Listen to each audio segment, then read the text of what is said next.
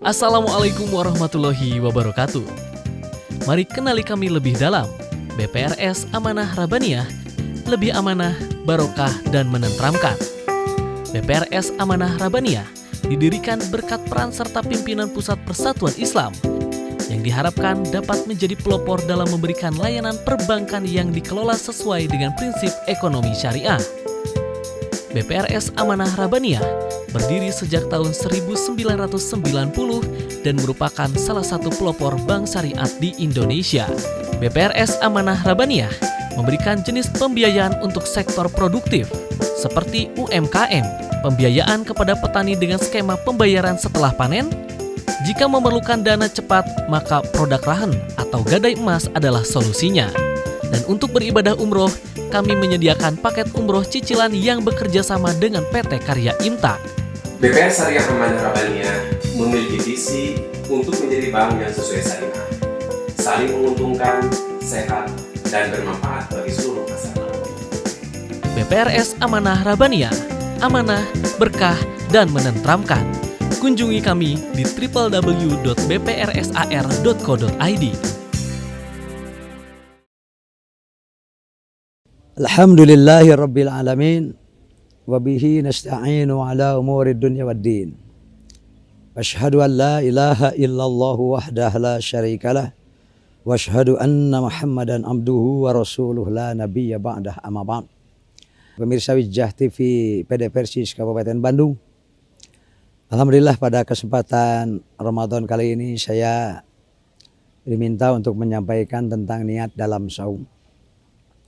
Sebagaimana kita maklumi bahwa tidak sah suatu amal apabila dikerjakan tanpa niat. Ini juga kita sudah pada tahu dalilnya dan sampai para ulama mengatakan bahwa hadis ini adalah mutawatir.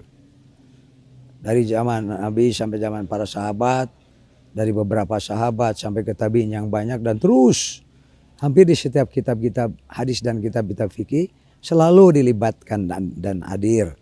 Yaitu qala Rasulullah SAW, innamal a'malu binniyah atau binniyat.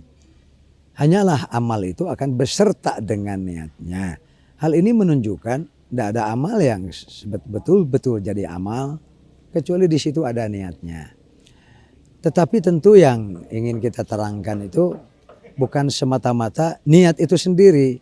Kenapa? Karena kalau niat sendiri adalah an-niyatu fil qalbi aslan la yata'allaku bil lisan. Niat itu kan dalam hati, tidak ada kaitannya dengan lisan. Jadi yang dilisankan itu bukan niat. Jadi niat itu fil qalbi aslan la yata'allaku bil lisan.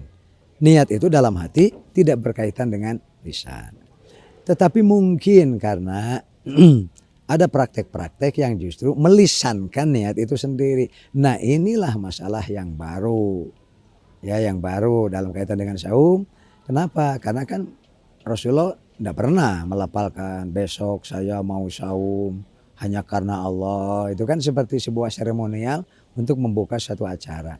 Begitu juga para sahabatnya tidak pernah melakukannya. Nah untuk amal-amal yang seperti ini jangan ketika masuk ke dalam rangkaian yang dianggap ta'abbudi.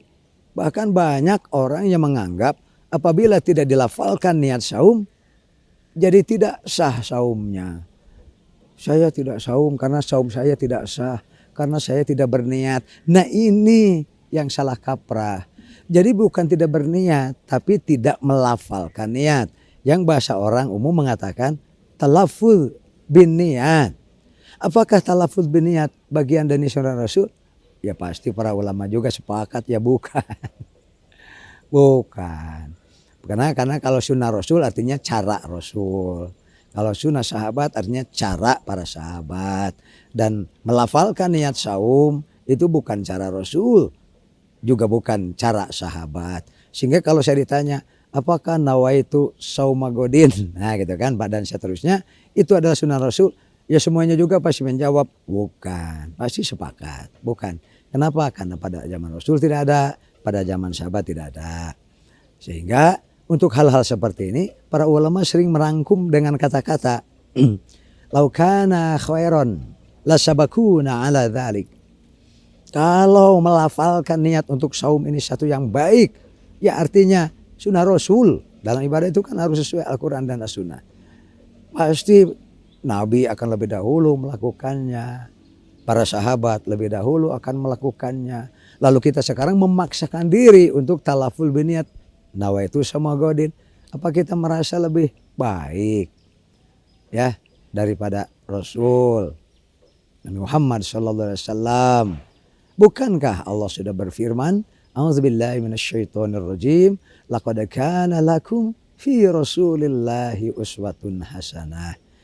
Sungguh pada diri Rasul itu sudah Allah sediakan panutan, ikuti saja. Gitu ya. Jadi sekali lagi, apabila ada orang yang tidak berniat saum, tidak sah saumnya. Tapi bagaimana dengan melafalkan saum? Ada kaitan dengan niat. Ya, melafalkan niat saum, dan itu bukan bagian daripada sunnah Rasul. Jadi pertanyaan sederhananya, bila cara ibadah Anda tidak sesuai dengan sunnah Rasul, ya Anda sedang mengikuti sunnah siapa? Pasti bukan sunnah Rasul. Yang dalam bahasa umum para ulama sering menyebutnya ghair masyru'. Yang demikian adalah suatu ibadah yang tidak disyariatkan oleh Allah dan Rasulnya. Demikian para pemirsa Wijah TV PD Persis Kabupaten Bandung tentang niat, dan harus dipisahkan dari talaffuz bin niat. Niat dalam hati diucapkan itu lain masalah, lain perkara, karena itu adalah ide. Itu ulama yang memang tidak ada dari hadisnya, baik dari Al-Quran maupun dari sunnah Rasulullah SAW. Semoga pemirsa semua senantiasa dianugerahi sehat walafiat, terus rezekinya makin barokah, saum Ramadannya mabrur, diterima oleh Allah Subhanahu wa taala, dan membuka pintu-pintu berkah dan rahmat. Demikian aku qouli hadza wa astaghfirullah li wa lakum wal afu minkum.